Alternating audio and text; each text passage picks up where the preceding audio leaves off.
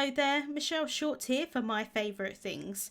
Today I have a clean and simple Christmas card to share with you using products from the October 2023 release. So let's get started. This is the new Joy Die-namics and it's really great because you can use it as both a positive and a negative. I am using it as the positive die cuts today. I've got some scraps of cardstock here and I'm going to cut the letters individually. You could kind of layer them behind the letters and cut them all in one go, but I honestly just thought it was going to be easier for me to cut them separately. So I've got the ripe raspberry cardstock to start with and I'm using that to cut the J with. I'm holding that down with some low tack tape and then running that through my die cutting machine. I am going to cut these letters twice so that I can stack those on top of each other to add a little bit of dimension onto my card. I then wasn't sure which colour I was going to use to cut the O with and decided to use the Summer Splash cardstock. So again, I can just hold that in place with the low tack tape and run that through my die cutting machine. And then for the Y, I'm using cotton candy cardstock. And this is definitely more of a non-traditional colour palette for a Christmas card, but I did think it was really pretty. I'm then taking the new mini holly wreath Die-namics, and this is a great set because you can create little wreaths with this set, but I actually just wanted the holly leaves today. My initial idea for this card was to create a wreath with the O and kind of make that as a wreath, and I still think that would be a really good idea, but I wanted to simplify the design a little bit, so I'm deciding to just use this holly as kind of like an accent on the card. And I just want these two pieces here on the right hand side, so I don't need the rest of those holly leaves, but I am going to keep them for another card. But I did want to cut those multiple times so that I've got enough of those to sort of embellish the letters. And then for the berries, I'm cutting those from red hot cardstock. The holly leaves I cut from sour apple cardstock, and the berries, they come as kind of like 8 berries, which is quite handy, so I didn't need to run it through my die cutting machine too many times. But I do like to have excess of things like this so that I've got them ready to go, because I never know really until I put everything together how many I'm going to need. I'm then going to stamp my sentiment, and this is the Cool Christmas Greeting stamp set. This was released last year and it's really great to be able to mix and match different sets. I wanted a sentiment that said wishing you, and actually this sentiment obviously says wishing you joy, which would be perfect, but what I'm going to do is I'm going to mask off the joy word and use the joy die cut letters as the rest of the sentiment. So I'm going to stamp that down onto some black licorice cardstock. I'm prepping the cardstock with an anti-static powder tool and removing the excess powder. I'm then taking a piece of post-it tape to mask off the joy word, and then I can ink up the rest of the sentiment using Versamark ink, which is a clear sticky ink, so that when I add the embossing powder on top, it's going to stick to it. I want to make sure that I remove that post-it tape before I stamp that down, and then I can just stamp down the wishing you word. I'm going to apply some white detail embossing powder, and because of the nature of photopolymer stamps, they are a little bit on the sticky side, so some of the embossing powder is just sticking to the where it would have stamped on the right hand side, so I can just use a dry brush excuse me, and just remove that excess powder before I heat set that with my heat tool. And I do like to heat set from the front and the back. That just helps to sort of not get any overheating with the embossing powder. And then I just want to cool that panel down, so I'm just going to kind of wave it in the air to cool that down a little bit, and then I can take a cloth and just remove that excess anti-static powder. I'm then going to cut that down into a strip. I've then got the letters here that I die cut, and like I said, I cut 2 of those so that I can pop those on top of each other, and it's going to add that little bit of extra dimension onto the card. So I'm adding some on point precision glue onto the front of the die cut, and then I can pop the other one on top. For some reason I like to add the glue onto the front of a die cut rather than the back of the die cut.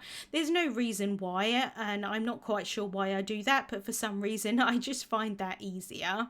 So I can do that here with the other letters, and I like to use the liquid glue so that I've got that time to sort of wiggle them in place so that I can try and line them up as best as possible. So then I can just do the same thing here for the Y, add a little bit of glue on that, and then pop the other one on top. And I do like this colour combination. I'm then taking the panel of cardstock, and this is cut to 3.5 inches by 5.5 inches, and I'm going to adhere the letters on top.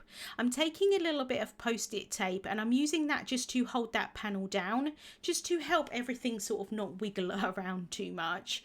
I'm then taking my T-square ruler, and I'm going to use that as a guide so that I can line up the letters straight. There are lots of different ways that you can adhere letters. You could cut this out from some scrap paper and use the negative as a guide to then pop the letters inside so that they would all be nicely spaced apart. But sometimes that doesn't work with the dimensions of the panel that you're using, and you might just want the letters closer together or further apart. Sometimes it's easier to add the middle letter first, but what I wanted was to make sure that the gap on the, between the edge of the card base and the letter J to be the same as the edge of the letter Y and the other side of the kind of panel of cardstock. So I thought that it would be easier for me to add those two letters first, and then I've just got that gap in the middle that I can use to sort of fit in the O in the centre. I'm just placing the letters down very lightly to start with so that if I need to sort of wiggle them around, I can do that. And like I say, that's the benefit of using that liquid glue. So I did just move that Y a little bit further over to the right hand side, and then I can pop the O in the centre. I'm then adding some thin foam tape onto the back of this panel, and I do like to add a lot of foam tape onto the back of panels just to help make sure that it doesn't kind of crush or anything like that in the mail. I'm then adhering that down onto an A2 size card base, so that's a finished size of 4.25 inches by 5.5 inches, and this is a side folding card. I like just having that kind of added interest with having the panel adhered down onto the card. I did think about just sort of adding these letters directly onto the card base, but because there's quite a lot of gap between the top and the bottom, I thought that it would just be nice to have something there but not there, if that makes sense. You could definitely add this onto a different colour of card base or something like that, and that would look really nice as well. But I do really like to embrace the white space, but just having that sort of added dimension does help a little bit with clean and simple cards, I think.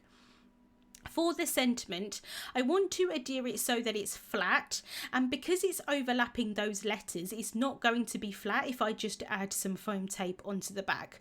So I'm cutting small pieces of that black cardstock so that I can pop up the pieces sort of behind where it's not covering the letters, if that makes sense, so that everything is just going to lay down flat. This is an extra step that probably isn't necessary, but in my mind I do think it makes quite a big difference. So I'm just adding that glue there and then popping these little pieces on top. I can then add foam tape onto the back of that, and I'm just going to cover the entire thing with foam tape, but I'm just using small little pieces just for the little pieces that I've added on the back of that with the cardstock. I'm then bringing in my T-square ruler and I can adhere that down. I've then got all of the little pieces of holly here and the berries, and I just pop them in a little tub just to keep them, you know, secure on my desk. So just removing those from the tub, and then I wasn't sure exactly how many I wanted, so I just kind of placed them down where I thought that they would look nice, and then I can adhere those down with some more of that On Point precision glue. And I just think they look quite pretty. They add a little accent onto the card, and again, it's very clean and simple card, and I do think it would look really nice having that sort of wreath in the middle, but I did think it would be quite nice to maybe mass produce this card, and although it's quite fiddly, I do think it would be doable, as long as you don't keep dropping all of the die cuts. Obviously it doesn't take too long to sort of adhere all of the pieces together. So just popping down that last lot of holly leaves there, and then I can go in with the berries. So I'm adding the glue onto the kind of place first. I just thought it'd be easier than to add the glue onto the back of the berries, and then I can pick those up with an embellishment wand, and then I can just pop those down. And then for the third berry, I just need to add a little bit of extra glue there, and then I can pop that berry on top. And these are absolutely tiny, but again, with that embellishment wand, it is really quite easy just to pop those in place. So I can just finish off with the last one here. Some of them I overlapped the berries quite a lot, and some of them I kind of moved them a little bit further apart. But it's nice just to have that kind of traditional red and green colour along with the non-traditional colours as well.